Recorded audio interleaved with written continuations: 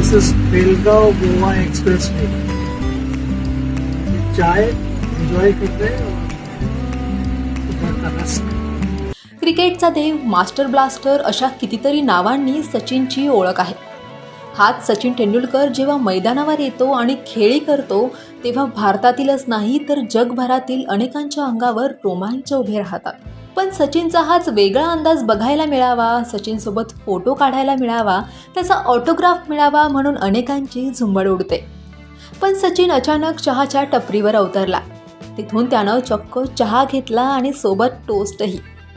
रस्त्यावर उभं राहून त्यानं चहा टोस्टही खाल्ला।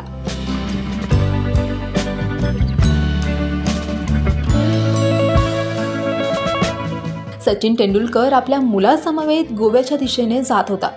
या प्रवासादरम्यान बेळगाव येथे सचिन एका कॅन्टीनवर चहा प्यायला आणि टोस्टही खाल्ला।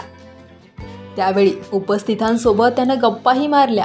विशेष म्हणजे सचिन तेंडुलकरनं स्वतः टपरीवरच्या मुलासोबत सेल्फीसुद्धा काढला। त्याच्या हातात हात दिला। काय घडलं पहा हा संपूर्ण व्हिडिओ।